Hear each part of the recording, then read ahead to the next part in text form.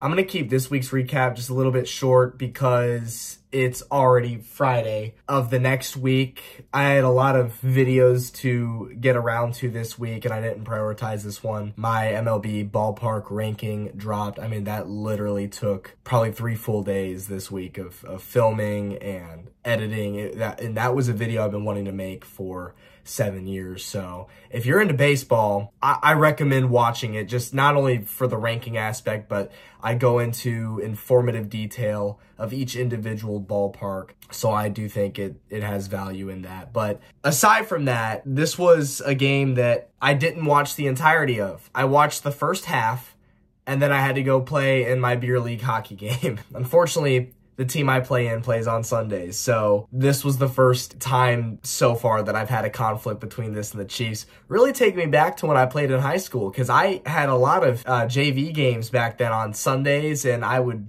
always be watching the Chiefs games in the locker room getting dressed. Really brings me back. But I actually was watching it on the bench as I could, and then obviously the highlights of the stuff that I missed when I got back home. But I am caught up on basically everything that happened.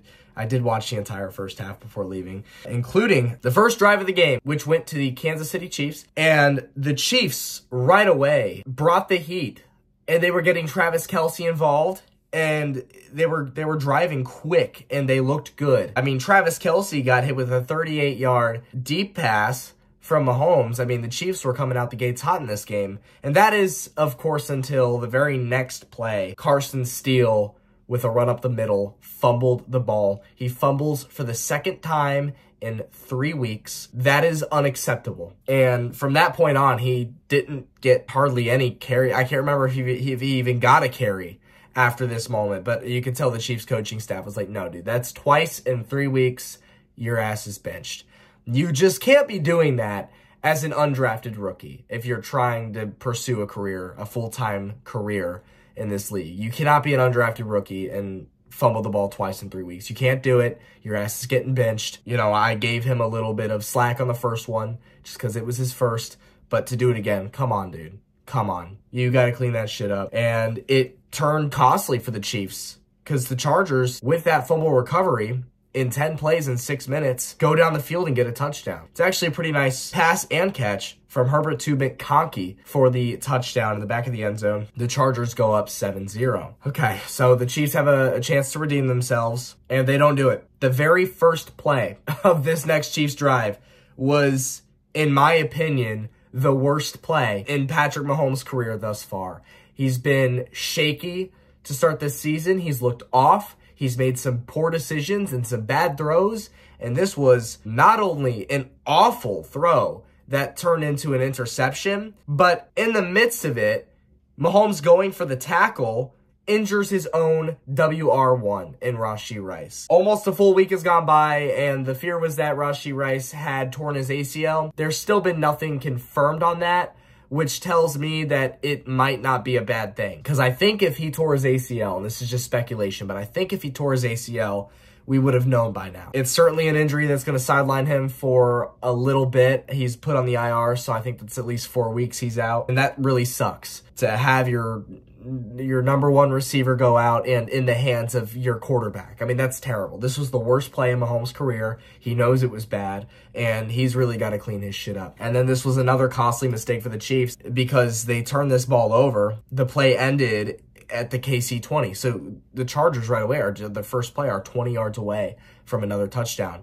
They actually ran 4 plays and lost 12 yards on this drive, but of course they were already so close to the end zone that they were able to get Dicker to kick the 50-yard field goal, which is not an easy shot by any means, but he hits it, and the Chargers are up 10-0 on Chiefs turnovers right away. 2 drives for the Chargers, 2 scores, and at the hands of 2 Chiefs turnovers. It's just the worst way imaginable to start this game. And I was getting Raiders Christmas Day flashbacks watching the first quarter of this game. I mean, this was a dreadful start to this game. Horrible. And it continued to be horrible because the Chiefs on their very next drive, 3 and out, and then the Chargers punt. The Chiefs on their drive after that, 3 and out again. So the first 4 drives of the game for the Chiefs, fumble, interception, 3 and out, 3 and out. I mean, that's almost unheard of for Patrick Mahomes. and this Chiefs team. It's almost unheard of. And I was getting so frustrated at this point. Thankfully, the Chargers, when they get the ball back, they would also go 3 and out. So really, it's just a game of defense at this point. The Chiefs get the ball back, 9 plays, 5 minutes off the clock, and they only go 15 yards. They punt. So just another scoreless drive. The Chargers get the ball back, and they go 3 and out. I mean, this is just... offense is non-existent so far to this point. And we're almost at halftime already. The Chiefs get the ball back with just 4 minutes to go in the half after getting nothing going offensively at all. And on one play, the first play of this drive, Mahomes throws a deep bomb, 54 yards, to Xavier Worthy in the end zone. And this was electric. This was so exciting to see, because we haven't seen a play like this from Mahomes or any of his receivers since Tyreek Hill left. We have not seen a deep bomb like this thrown. And this instantly brings you back to that dynamic Chiefs offense from 2018 and 2019. It was one of those electric plays, and it really just made you excited to see as a Chiefs fan, because we've been waiting so long for a play like this to happen again, and it finally did. And it happened in a snooze fest of a game. And this would be the turning point for the Chiefs. And funny enough, this ball had the most air yards of any throw in Mahomes' career. This was his longest pass in his career as far as air yards go. I mean, just absolutely hits a dot to Xavier Worthy. And that is encouraging, because it just makes you really enthusiastic that we'll start to see more of this down the road. And that was really the turning point in the game for the Chiefs. Kind of. The Chargers would get the ball back and they would go 3 and out again. Their offense didn't do anything to this point. They have 10 points solely because of the Chiefs shooting themselves in the foot. Pretty typical, right? So then the Chiefs get the ball back and they have 3 minutes to go. They go 29 yards, killing the rest of the clock for this half. And Butker would line up for a 65-yarder. And he actually left it short, which... yeah, 65 is a long field goal. But I was kind of surprised, because Harrison Butker... he usually makes these. And by no means am I mad at him for missing this, because it's a tough ask for any kicker in the world to hit a 65-yarder. But, you know, for it being an indoor stadium and Butker making these more often than he doesn't, it left me a little surprised that he didn't make it. And being short at that, not even that it was left or right, like it was short, which was the crazy thing to me. Because, you know, he's been on record in pregame hitting, I believe, 70-yarders. So, I mean, he's capable of doing it. It's just, this one was a little short. I almost think it hit the crossbar. I couldn't really tell from the camera angle. But, again, at this point in the game, like, I was multitasking. So, didn't really catch too much of it. The Chargers would have the ball to start the second half of the game. They would go 6 plays in 3 minutes. And they would have Dicker line up for a 55-yarder, and he would miss wide right. I mean, this is just a train wreck of a game offensively for both teams, minus the one Mahomes deep bomb to Xavier Worthy play. I mean, just, it's brutal. But the Chiefs, they get the ball back, and they actually get some points out of it. Finally, 10 plays, 37 yards. They line up for the 37-yard Butker field goal, which, of course, is good. The Chiefs tie the game up at 10 after going down 10-0 early in the game. The Chargers would get the ball back, and they would string together a good drive of their own, going 67 yards in 14 plays, taking almost 8 minutes off the clock. They would get down to the Kansas City 3, and they would go for it on 4th and 1. No good.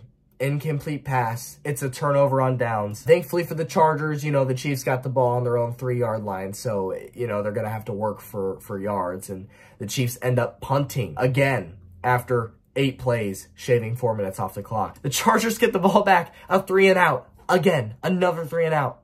And then the Chiefs get the ball. And then on 5 plays, they go 60 yards. They string together their second good drive of the game. And they would end up getting a touchdown from Perine. Perine's first as a Chief. 1st and goal at the Charger 2-yard line. So I would have been pretty pissed if you had 4 attempts from the 2-yard line and you couldn't get it in. But Perine gets it up the middle, and he scores for the Chiefs to take a 17-10 lead. The Chargers get the ball with just 6 minutes to go in the game, and they would only go 11 yards, and they have to punt. The Chiefs get the ball with just 3 minutes left. They have a chance to ice it here, and with 2 minutes and 22 seconds left, with a 3rd and 6, Mahomes finds Xavier Worthy for a 15-yard gain to ice it. and the Chiefs win in a very, very shaky game against the division rival Chargers. Speaking of the division rival Chargers, this is Kansas City's 6th straight win against the Chargers, which, to be completely honest with you, that shocks me because, let's be real, the Chargers are better than the Raiders and the Broncos are. They just are. They have been for the last few years.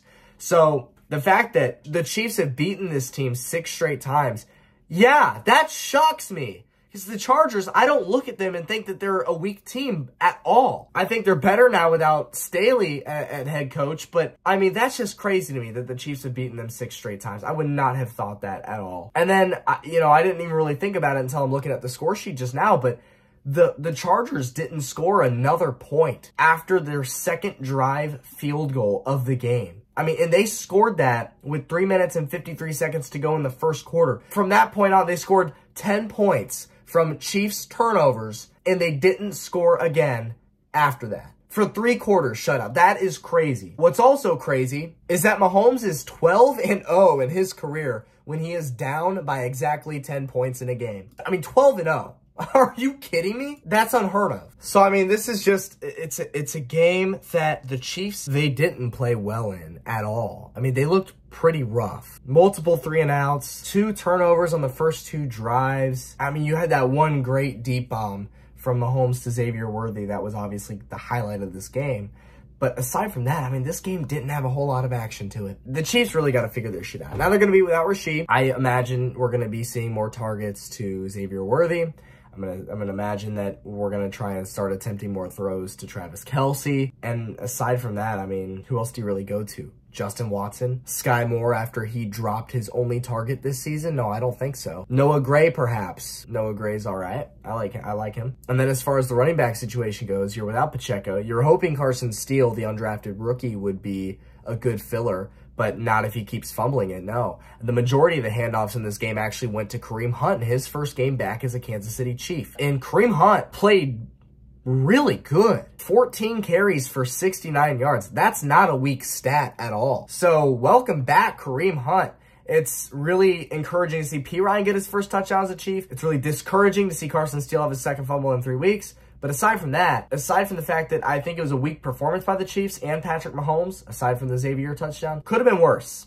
It really could have been. But the Chiefs play the Saints on Monday Night Football next. I feel like the Chiefs are just, they're due for a loss. They've won 11 straight games dating back to last season. So right now, it's a really fun time to be a Chiefs fan. But every Chiefs fan knows that in the regular season, wins do not come easy at all. I mean, every game is going to have you stressed out, even if it's against the Panthers. Like, every game is going to stress you out. Doesn't matter who it's against. This is just who the Chiefs are on the regular season. I hate it, to be honest with you, because you know what their potential is and you know what they could do, but they don't do it. And it just makes you question why that is. I don't know, because they don't really have that problem in the playoffs. I mean, it's the same kind of script where, yes, they still play in close games, but you're playing against a lot better opponents, like the Bills and the Ravens and I mean, these are tough opponents come playoff time, and you're playing just as tight with them as you are in the regular season against teams like the Broncos. I can name you a couple years ago, like Malik Willis filling in for the Rams in his first start. This is who the Chiefs are. Can't explain it, and it gets really frustrating at times, but like they say, you take wins however you can get them. With that being said, I'll catch you next week for the Saints game. Chiefs are now 4-0 on the season, so you couldn't ask for a better start record-wise. Just got to keep this train rolling. But the Saints, they're not going to be an easy game. So if we lose, I'm not going to sit here and say that I'll be shocked by that at all. So catch you then. Go Chiefs. Peace out.